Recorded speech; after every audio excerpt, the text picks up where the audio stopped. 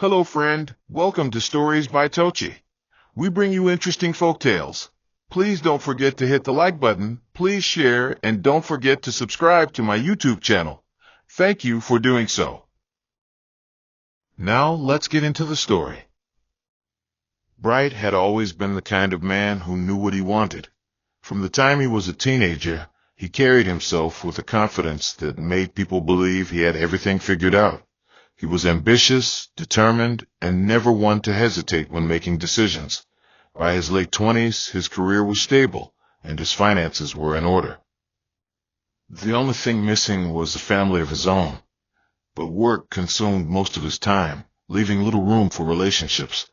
Most days, he barely had time to sit down for a proper meal, let alone pursue love. But the desire for companionship gnawed at him.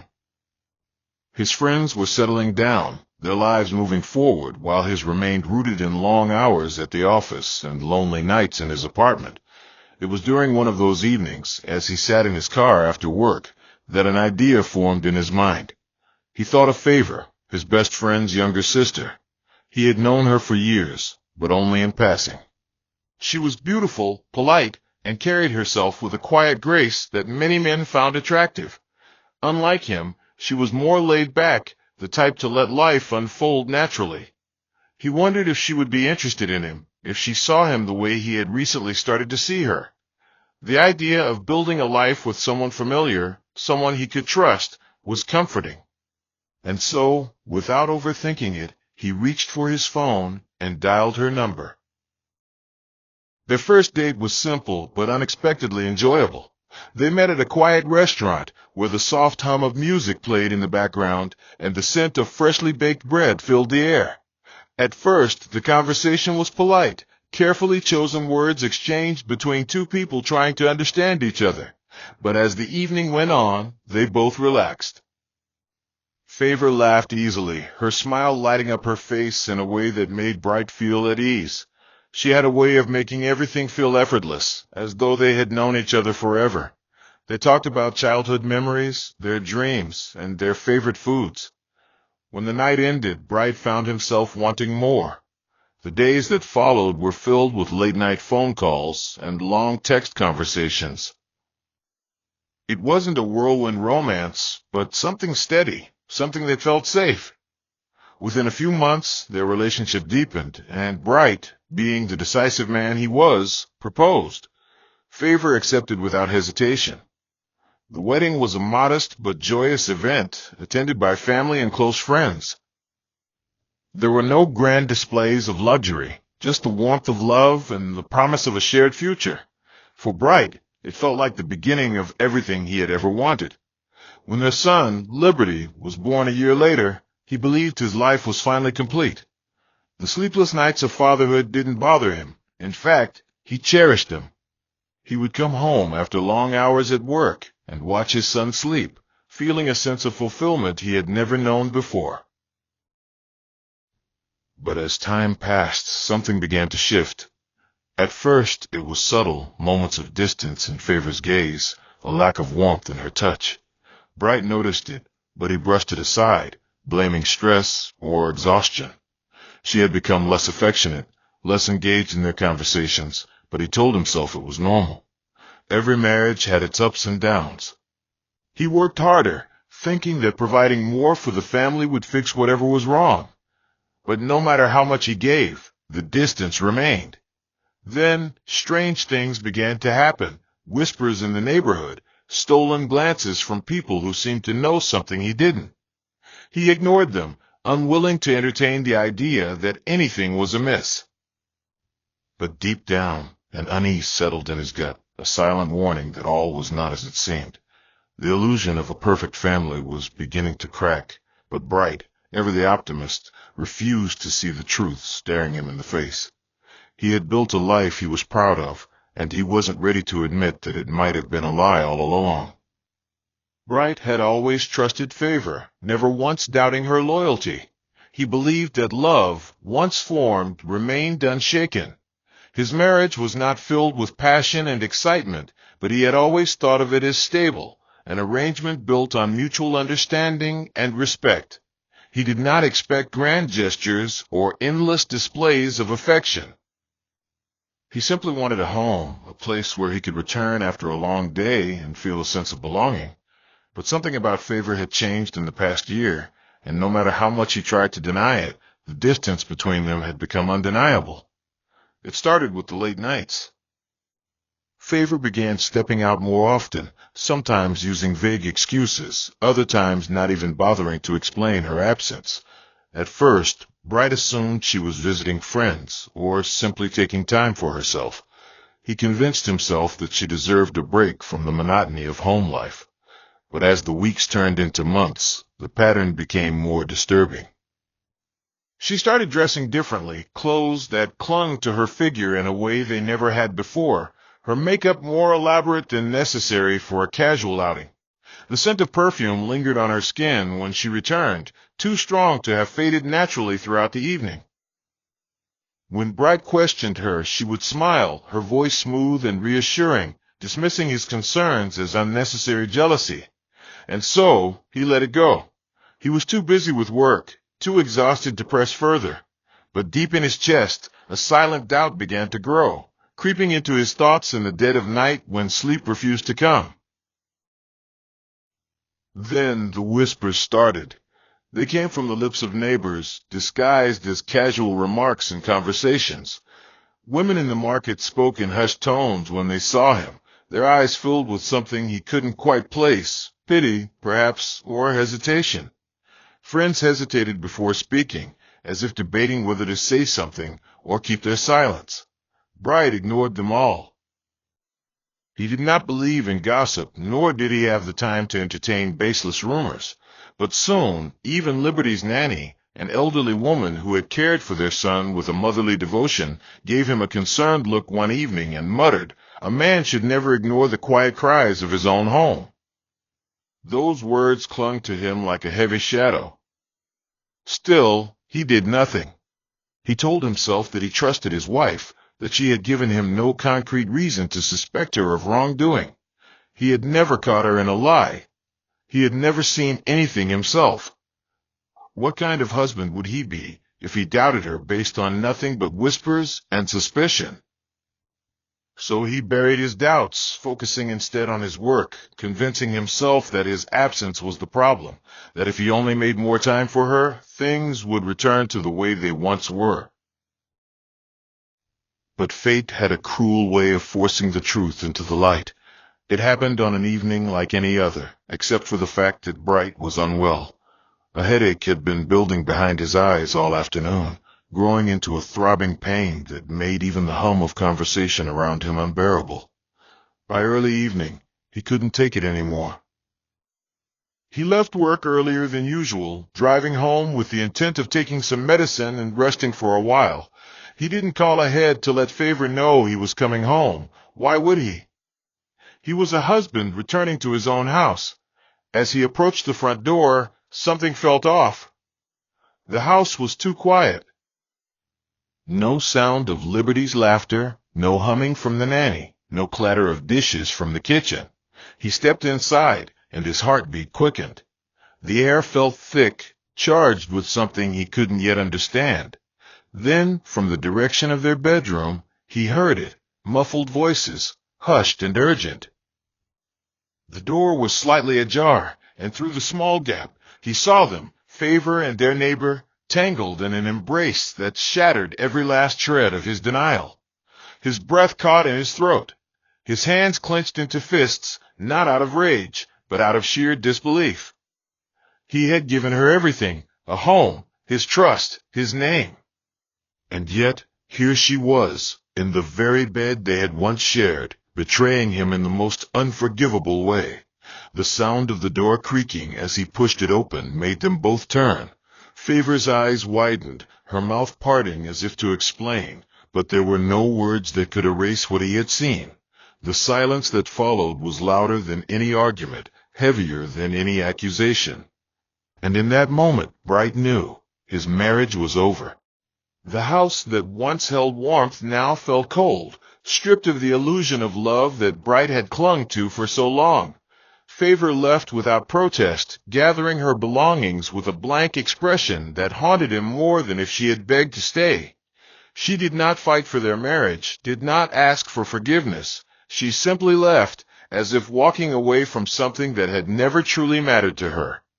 The sight of her disappearing down the street, a suitcase dragging behind her, should have brought relief, but all Bright felt was exhaustion.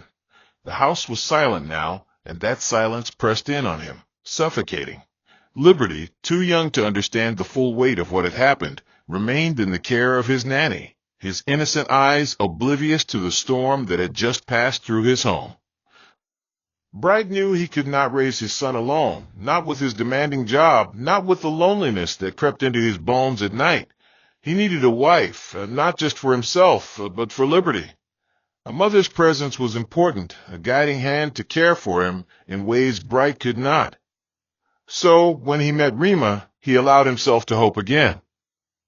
She was different from Favor, soft-spoken, gentle, the kind of woman who carried an air of patience around her. At first, it felt strange to open his heart again so soon, but Rema did not rush him. She stepped into his life quietly, offering kindness where there had once been betrayal, filling the empty spaces with warm smiles and careful affection. Their marriage was simple. There was no grand love story, no fiery passion, but Bright had learned not to seek those things. Stability was enough. He needed someone who would care for Liberty, who would bring a sense of normalcy back into their home. And for a time, Rema played the role perfectly. She would sit with Liberty at dinner, ask about his day, and tuck him into bed with whispered prayers. Bright watched them together and felt a quiet sense of satisfaction. He convinced himself that he had done the right thing, that he had given his son the family he deserved. The neighbors who once whispered about his failed marriage now praised his choice, admiring Rema's patience and devotion. Even Liberty, though initially cautious, seemed to warm up to her. In the beginning, there were moments when Bright thought he saw something unsettling in Rema's eyes, a flicker of something unreadable, something cold, but he dismissed it. He had learned not to dwell on small worries. He was too tired for doubts, too drained to let paranoia creep in again. Besides, Rema had never given him a reason to question her. She was always where she said she would be, always present, always careful with her words.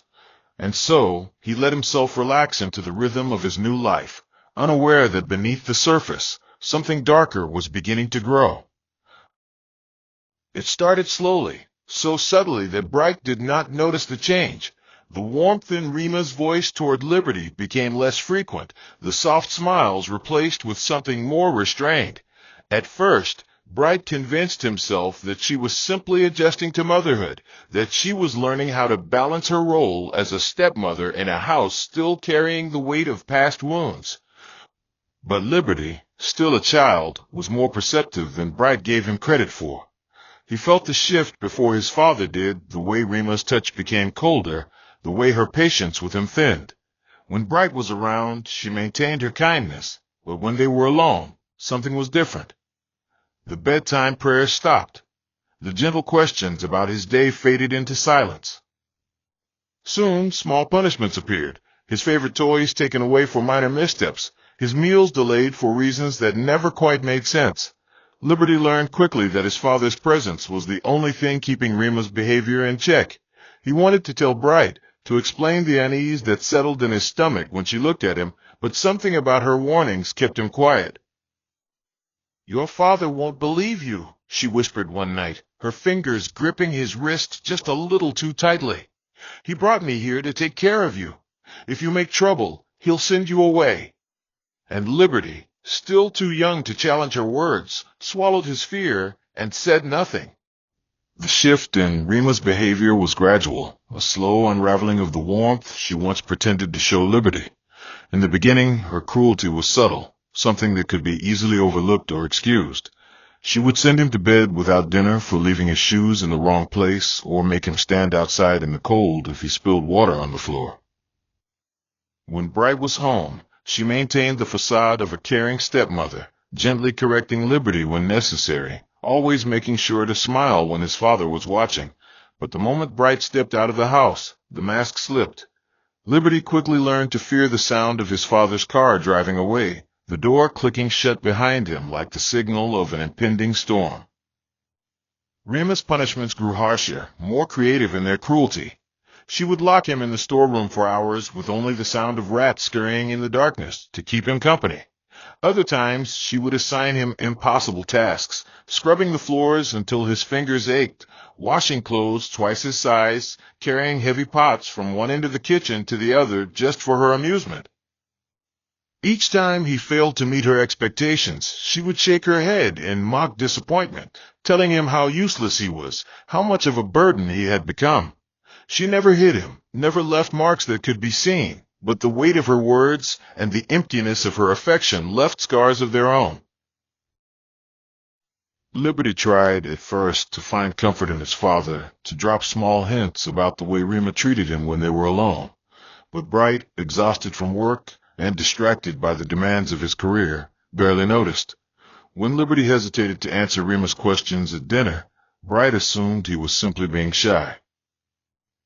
When the boy flinched slightly at his stepmother's touch, Bright told himself it was just a child's natural hesitancy toward change.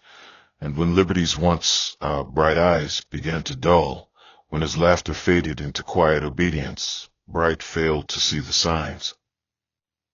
Reba was careful, always knowing when to soften her approach, when to place a gentle hand on Liberty's shoulder in his father's presence, when to murmur words of encouragement that sounded like love but felt like chains. Liberty stopped trying to explain, stopped hoping that his father would notice the way his world was slowly shrinking into something unbearable. He withdrew into himself, learning to survive by staying out of Reba's way, by becoming invisible in his own home. The house that had once felt like a place of safety now felt like a prison, and the only escape was the fleeting moments when he was outside, away from her gaze. As the years passed, Liberty's resentment hardened into something colder, something deeper than childhood anger. He no longer waited for his father to save him, no longer expected love from the woman who had taken his mother's place. Instead, he counted down the days until he could leave, until he could break free from the walls that confined him. But even as he grew older, as his body became stronger and his mind sharper, Reba never stopped finding ways to remind him of his place. She spoke of him as a burden, a responsibility she had unwillingly inherited, making sure he knew that every meal he ate, every piece of clothing he wore, was something she had given him out of obligation rather than care.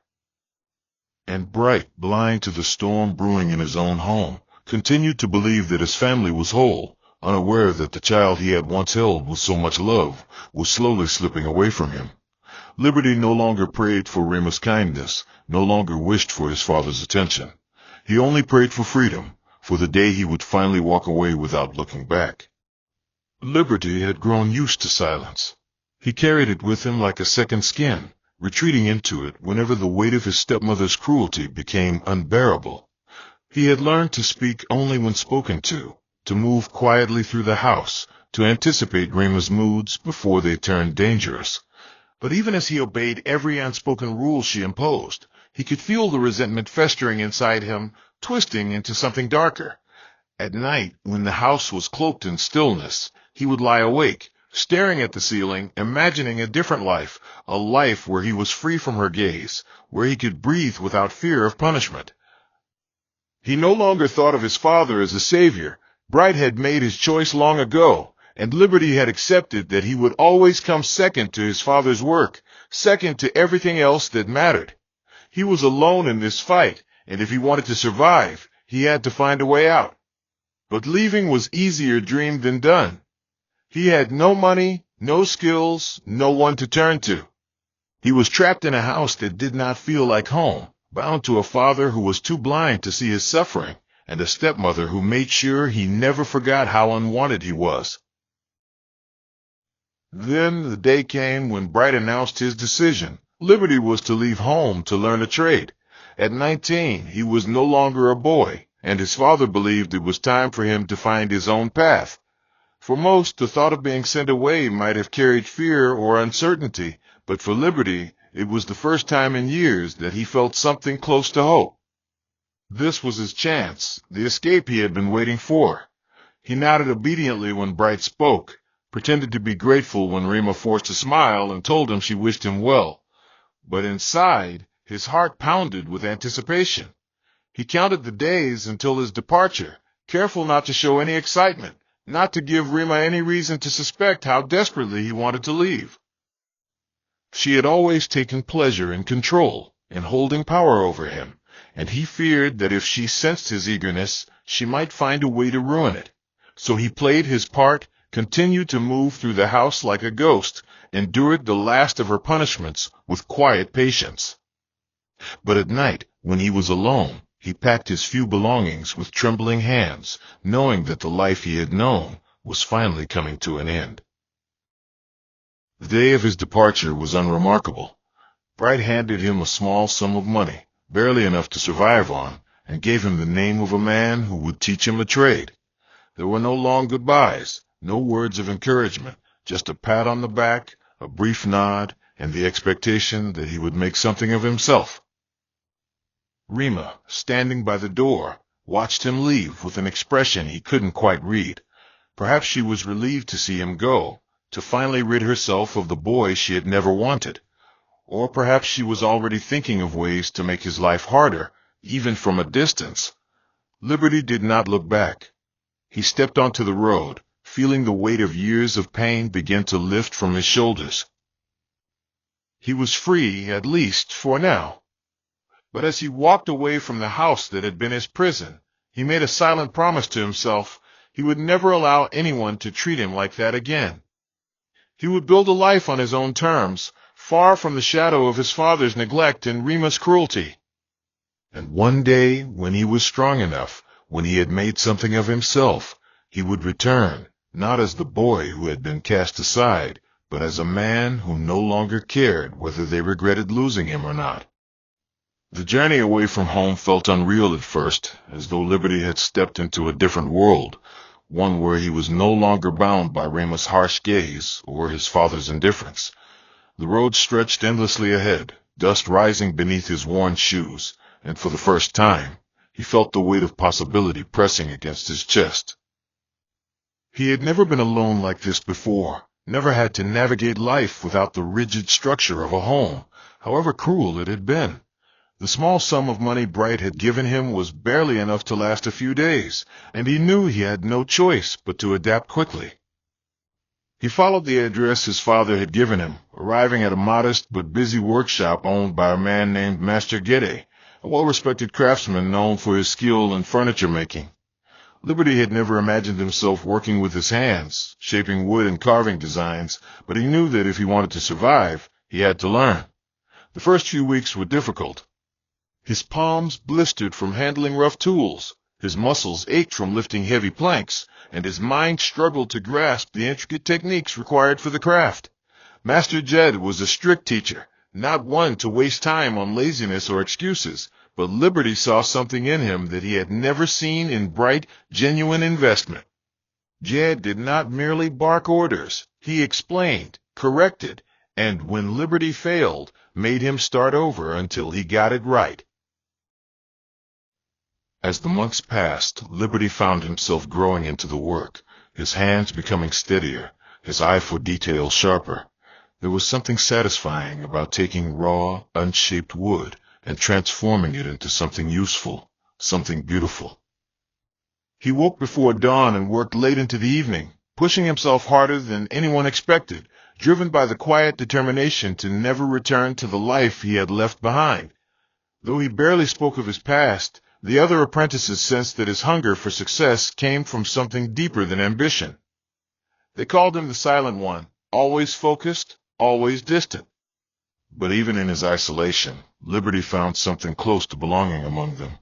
There were young men like him, each carrying their own struggles, each trying to carve a future out of nothing. It was in their company that he slowly began to understand what it meant to have people who did not see him as a burden, who did not look at him with contempt or pity. And in the rare moments when he allowed himself to laugh at their jokes, when he felt the warmth of camaraderie settle in his chest, He realized just how much he had been deprived of growing up.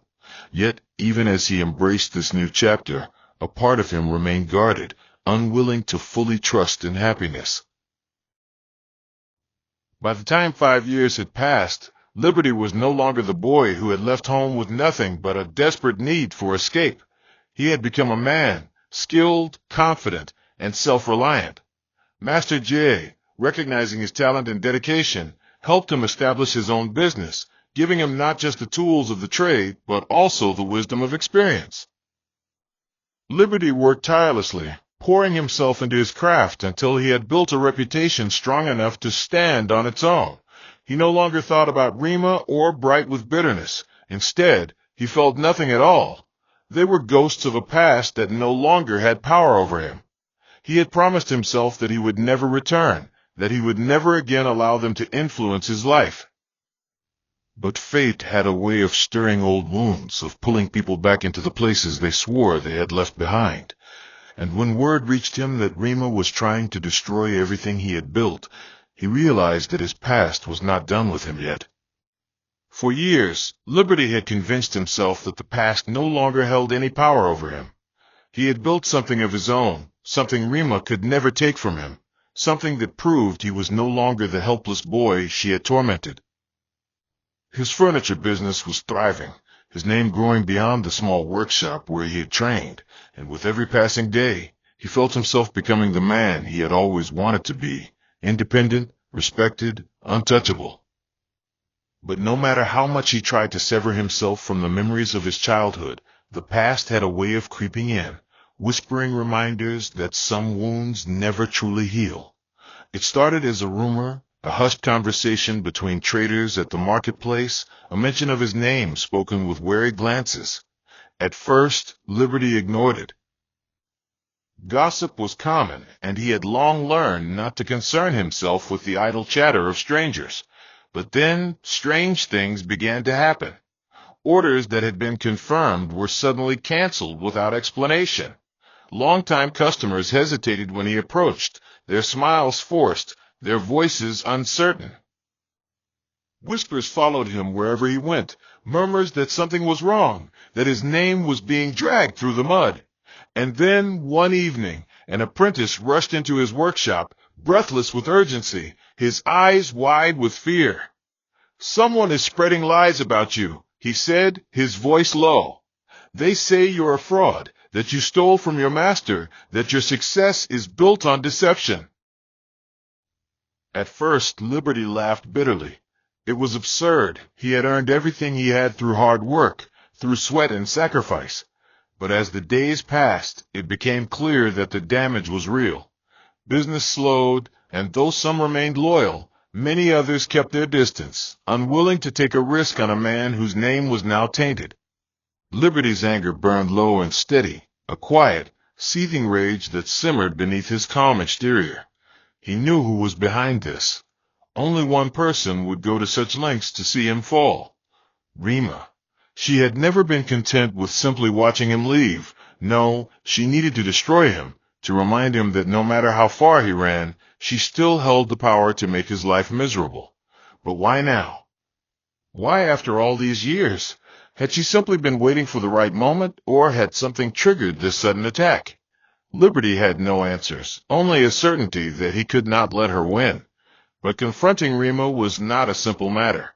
He had left that life behind, abandoned any claim to his father's house, to the past that had nearly broken him. If he returned now, he would be stepping back into a world he had sworn to escape. And yet, he knew there was no other choice. If he did nothing, everything he had built would crumble beneath the weight of her lies. The decision was made without words, settled deep in his bones as he prepared himself for the confrontation he had spent years avoiding. He would go back not as the frightened boy she had controlled, not as the son Bright had neglected, but as a man who had carved his own path. He would look Rima in the eyes and make her understand that she no longer had any hold over him. And if she thought she could ruin him, she would soon realize just how wrong she was. The journey back to his childhood home was not long, but every step felt heavier than the last. the memories pressing against his mind like ghosts eager to be acknowledged. The house stood as it always had, unchanged by time, its walls holding secrets he had spent years trying to forget. And as he reached the front door, as he raised his hand to knock, he felt the weight of everything that had led him here settle in his chest. The past had called him back, and now he was ready to face it. The door creaked open with an eerie familiarity, the sound pulling Liberty into a place he had once called home, but had long since abandoned. The air inside felt thick, carrying the scent of dust and something else, something stale, like memories left to rot in the corners of the house. He stepped in slowly, his gaze sweeping over the living room where he had once sat as a child, hoping for his father's attention, dreading his stepmother's wrath. The furniture had barely changed, though the walls bore the weight of time, the once bright paint now dull and peeling. The house was quieter than he remembered, almost hollow, as if the years had drained it of the little warmth it once had. And then, from the hallway, footsteps echoed toward him. Rema emerged, just as poised as he remembered, though there was something different about her now. Her face, once so carefully composed in calculated sweetness, was lined with something colder, harder. Age had not softened her, it had only sharpened the edges of her cruelty. Her lips curled into a smirk, as though she had been expecting him, as though she had known he would come crawling back. "So," she said, crossing her arms, "you finally remembered where you came from." Liberty kept his expression unreadable, refusing to let her see the anger simmering beneath his skin. He had come here for answers, not for the satisfaction of an argument. "I heard what you've been doing," he said evenly, his voice devoid of emotion. "Spreading lies about me. Trying to ruin what I built." Rema let out a low chuckle, shaking her head as if amused. "Ruin you?" she echoed. "You did that to yourself the moment you walked away from this house like you were better than us." Her words slithered around him, filled with the same venom she had used against him when he was a child. But he was not that boy anymore. He did not flinch at her tone, did not shrink beneath the weight of her presence. "I owe you nothing," he said, his voice steady. "And you have no power over me anymore." Rema's eyes darkened, her smirk faltering for the first time. "No power?" she repeated, stepping closer. "You think because you've made a little name for yourself, because you've escaped for a few years, that you're free from me?" She leaned in, lowering her voice. The threat was spoken so casually, so effortlessly, and yet Liberty felt nothing but cold certainty. She would never stop. As long as she drew breath, she would seek to destroy him. But what Rema didn't know was that Liberty had spent too many years learning how to survive without fear. He did not need her approval, nor did he need to fight for a place in her twisted world anymore. He had come here to confront her, but standing in front of her now, he realized that the true victory was in walking away, not as a victim, not as the helpless child she had tormented, but as a man who no longer needed to prove anything. He exhaled slowly, stepping back, watching as confusion flickered across Rema's face. She had expected a fight, had hoped to see the old wounds she had inflicted reopened before her eyes. But instead, Liberty only looked at her with quiet indifference. "Do what you want, Rema," he said, turning toward the door. "But it won't change anything. You lost your power over me a long time ago." As he stepped outside, he felt the weight of years lifting from his shoulders, the past unraveling behind him. He did not need to destroy her. Her own bitterness would do that for him. And as he walked away from the house for the last time, he knew, without a doubt, that he was finally free. Liberty had left Rema behind, but the scars she left in his life had not faded. He told himself that walking away had been enough, that he had risen above her schemes, but the reality was far more complicated. The damage had already been done, his name had been tarnished, his business shaken, and doubt had been planted in the minds of those who once trusted him. Even as he tried to focus on rebuilding, there was an uneasy feeling that this was not over, that Rema was not done with him yet. He had seen it in her eyes during their last encounter, the cold certainty that she would not let him go so easily. And soon His worst fears were confirmed. One evening, as he sat in his workshop, going over his dwindling orders, a visitor arrived. It was a man he recognized immediately, one of the merchants who had always done business with him, someone who had once spoken highly of his craftsmanship. But there was no warmth in the man's eyes now, only quiet concern. "I thought you should know," the merchant said, his voice low. "Rema has been making moves against you again.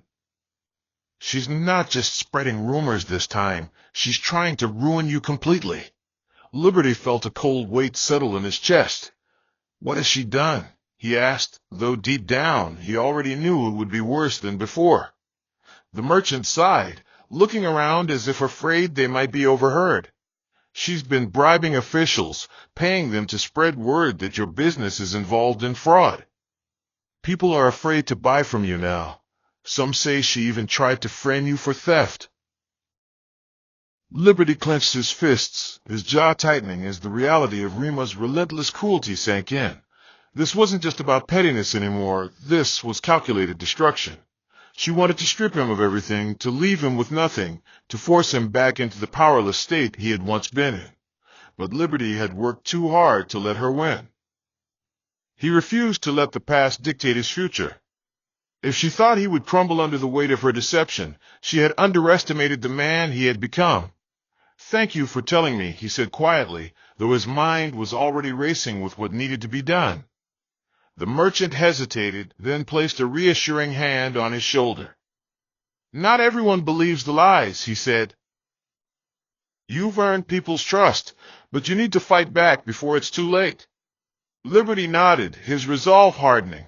He had spent too much of his life being silent, allowing others to control his fate. But this time he would not stand by and let Rema destroy him. He needed proof of what she had done, needed to expose her for the manipulative woman she was. And more than that, he needed to show her that she no longer held any power over him. He would not just survive this, he would come out stronger, and he would make sure Rema regretted ever underestimating him. The days that followed were filled with careful planning. Liberty reached out to those who still believed in him, gathering evidence of Rema's schemes, tracking down those who had been bribed or threatened. He learned that she had gone to extreme lengths, using every connection she had to turn people against him. But she had made one fatal mistake. She had underestimated how many people despised her as much as he did. Slowly, pieces of her corruption began to surface. People who had once feared her influence began to speak out, unwilling to be part of her vendetta any longer. And then, just when Liberty was preparing to bring everything to light, something unexpected happened. Rema, sensing that her plans were unraveling, became desperate, and in her desperation, she made her final, reckless move. She sent people after him. Not just to intimidate, not just to scare him into silence. This time, she wanted him gone. For good. Liberty barely saw the attack coming. One night, as he was leaving his workshop, shadows moved in the alley beside him, and before he could react, they struck. Blows rained down on him, sharp pain exploding through his ribs, his vision blurring as he fought to stay conscious. But even as he lay there, bleeding and gasping for breath, he knew one thing for certain: Rema had just made her final mistake. Because this time, she had gone too far. And there would be no escaping the consequences. Pain shot through Liberty's body as he struggled to push himself off the cold, dirt-covered ground. Blood trickled down the side of his face, mixing with sweat as he forced his body to move despite the agony that pulsed through him. His attackers had disappeared into the night, leaving him battered but not broken. Every breath burned, his ribs screaming in protest, but his mind was sharper than ever. Rema had crossed a line. This was no longer just a battle for his reputation, no longer just about the past she refused to release him from. She had tried to take his life, and for that, she would face the consequences. Staggering to his feet, Liberty wiped the blood from his mouth and made his way back to his workshop, each step igniting fresh pain. But he did not let himself falter. He would not be her victim. He would not give her the satisfaction of seeing him fall. The night was silent, the streets empty as he reached his door, locking it behind him with trembling fingers. Sitting at his desk, he clenched his fists, letting the fury settle deep inside him. He had gathered enough evidence to expose her, had uncovered every deceitful move she had made, but now this was no longer about evidence alone. Rema had proven that she would not stop until he was destroyed. It was time to end this. The next morning, despite his injuries, Liberty moved with a new determination. He met with the authorities, presenting them with every piece of proof he had gathered against Rema, her bribes, her threats, the false accusations she had orchestrated against him. The officials, already wary of her name, took immediate action, launching an investigation that quickly uncovered the extent of her corruption. One by one, those who had once followed her out of fear turned against her, unwilling to go down with her now that the truth had come to light. Witnesses came forward, confessing to the roles they had played in her schemes, revealing the full extent of her manipulation, and then, as if fate had finally intervened, one of her hired men was caught and, in an effort to save himself, admitted to the attack on Liberty. He named Rema as the one who had ordered it, and with that, her fate was sealed. The arrest came swiftly. Liberty stood in the crowded marketplace when he heard the news, watching as two officers led her away in chains. Rema fought, her voice shrill with outrage, screaming protests that no one believed anymore. For years, she had controlled others with fear, had wielded power through deception and cruelty, but now she was nothing more than a woman undone by her own wickedness. Liberty met her gaze as she passed, and for the first time, he saw something he had never expected: fear. Real, raw fear. She knew it was over. But even as she disappeared from sight, Liberty felt no triumph, no satisfaction. The battle had been won, but it had cost him years of pain, years of fighting to be free of her. He had spent so much of his life running from the past, from the people who had tried to break him, but standing there, he realized something important. He had not just survived. He had built something greater than the pain they had inflicted on him. He was no longer the boy begging for his father's love, no longer the victim of a cruel stepmother. He was a man who had carved his own path, who had endured and risen above. And now, as he looked toward the horizon, he knew that his future was finally his own. There was nothing left to fear, no more ghosts to haunt him, no more chains to bind him. Liberty had finally won, not just against Rema, but against the darkness that had once consumed his heart. And as he turned away, walking forward into a new beginning, he knew one thing for certain: he would never look back again. Hope you enjoyed this interesting story. Please don't forget to like, share, and subscribe to my channel. See you again in my next story.